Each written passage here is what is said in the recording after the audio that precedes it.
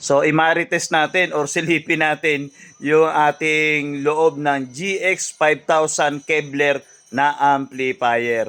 So, ito yung ating Kevlar na GX 5000 na power integrated amplifier, no? So, yan, meron siyang dalawang microphone input, meron siyang feedback reducer. So, para hindi gaano ma-feedback, no, ang mga microphone. Then, ito yung echo, yung mic bass, mic treble, mic volume. Okay, so ito yung control po nito ng kabuuan nito, no? So ito yung volume, bass, huwag niyo ito todo ng todo yan, ha? So treble, balance para tumunog ang kaliwat kanan na speaker doon. Then may loudness siya para mas lalo siyang lumakas, no? Kapag naka-on, sobrang lakas na niyan. Kapag naka-off, saktong-sakto lang or naka 0 dB. So meron siyang protect. Ang trabaho ng protect, hindi dapat nakapula yan, ha? Naka-steady. No, sunod niyan, ano na yan, masisira na yan. So pag clip, ibig sabihin ng clip, overloud na yan o masyado nang malakas. Pag protect, ayan na yan, magki-clip na yan, yung pinakang relay niyan. Then ito yung signal, ibig sabihin ng signal, malalaman niyo kapag may tumutugtog, pumipitik-pitik yan, ano? So kaya magandang ginagamitan ng ating audio mixer. So ito yung ating loob ng ating GX 5000. So hindi ako electronics, ha. Para sa mga nakakaalam, hindi po ako gumagawa ng amplifier, hindi rin po ako nagre-repair, hindi rin po ako electronics, no? Ito ipapakita ko lang sa inyo yung pinakaloob. Kung hindi ako nagkakamali, ito po yung transistor niya. Ay yung capacitor, no? Ang lalaki ng capacitor niya, oh. Tapos ito yung heatsink. Ibig sabihin, yung init ng pyesa nito, so ito yung nag-a-absorb. So parang ano, kumbaga sa sasakyan natin meron tayong tinatawag na radiator, no? Tapos siyempre, yung cooling fan, ito yung cooling fan na inilalabas niya mismo yung init na nanggagaling dito bukod pa doon sa ating heatsink na yan. At ito yung ating transformer. Abay, kita mo nga naman yung transformer natin, ano? So kaya pala napakalakas nito. Pwede itong pang mid-high, pang high, pang mga subwoofer. So depende sa size ng speaker ninyo, no? Kayang-kaya po nito ang D12. Kayang-kaya po nito ang dalawang 1,000 watts na ating D15 two-way man yan, three-way loudspeaker or instrumental. So sa mga subwoofer, kayang-kaya po nito ang dalawang 1,000 watts na D12, no? Lalo na yung mga PMPO speaker, kayang-kaya po yan. Napakaganda, oh.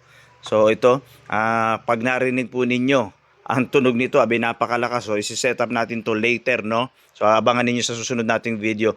At magkano ba Johnny Lua? Naku, napakamahal nito. So pwede kayong bumili kayo sa mga online shop, no? May mga online shop sa iba't ibang social media, may nabibili niya. Sa Raon, marami nito.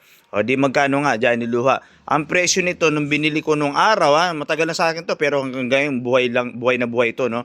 So kaya ako to binuksan para po linisan, no? Kagaya medyo may alikabok pa ng konti, hindi pa napulido, no? So babacuumin natin, gagamitan na rin natin ng spray o power spray natin para yung air blower niya. So liparan ng alikabok niyan, sisingutin nyo na lang, no? So ganyan po ito, no? So abangan natin yung sound check nito para maano uli kayo, para mapakinggan niyo kung gaano ito kalakas, no? Ayan, meron siyang fuse. Ayan, checkin niyo yung fuse na yan, ha. Ito yung tinatawag natin na mga ano bang tawag dito? Hindi ako kasi electrician, eh. So ito yung mga may mga diode, may mga resistor. Ito resistor ang tawag dito, malalaki yan. Ayun din yung maliliit na resistor. Tapos ito nga may heatsink siya, no? Okay, so speak on type. Ayan, speak on yung pinaka-battery, yung pinakang speaker, no? Bukod sa speak on, pwede nyo lagyan din ng banana plug connector yan sa likod. So hindi ko na lang matalikod kasi napakabigat, eh. So pwede nyo lagyan ng banana plug. Pwede rin naman speak on. Mas maganda speak on na, no? So ito po yung kabuuan ng ating Kevlar GX 5000. O, Johnny Luha, magkano bili mo? Sasabihin mo sa amin. Actually, ang bili ko noon ay nasa 11,000. No, nung mga past 2 years or 3 years na yata, eh. Pero hindi ko na sure ngayon kung magkano to. So, tingin ko baka sana bumaba pero hindi natin nga alam, no?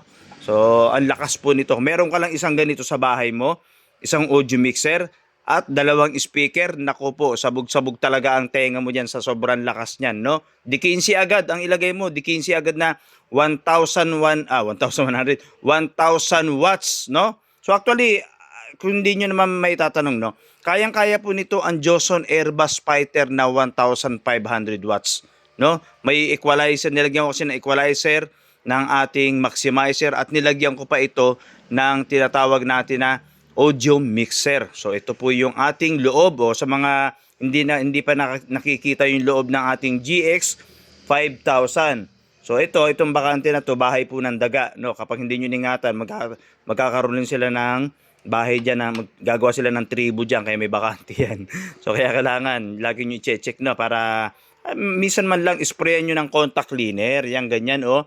Tapos kung wala kayong vacuum, o di sprayan ninyo para yung mga alikabok nasa mukha ninyo lahat, no? So kung wala kayong vacuum, di sprayan nyo na yan. Kung may vacuum kayo, di vacuuman nyo, no, kumuha kayo ng brush. No, wag steel brush, ha, yung brush ng pampintura para na alikabukan. Kasi mas maganda kasi meron kayong air blower, tapos contact cleaner, para kapag kinontact cleaner nyo, halimbawa nawala na yung mga alikabok, o ito nga, kahit may alikabok to, pwede. So spray nyo ng ganyan, oh. Yan, o. Saan nabibili yan? Johnny Luha. Marami pong nabibili sa social media. Hanapin nyo lang yung ganyan tatak. Kahit sa TikTok account ko, meron yan. So, okay? So, ayan. Nakita nyo na po yung ating GX 5000 ng Kevlar. So, sa susunod nating video, yung atin naman na sound check. O, Johnny Luha, paano nga pala? Di Bluetooth ba yan? Yes po, Bluetooth, USB, pwede kayo mag-connect dyan. Mas maganda may audio mixer kayo, okay? Johnny Luha po ito.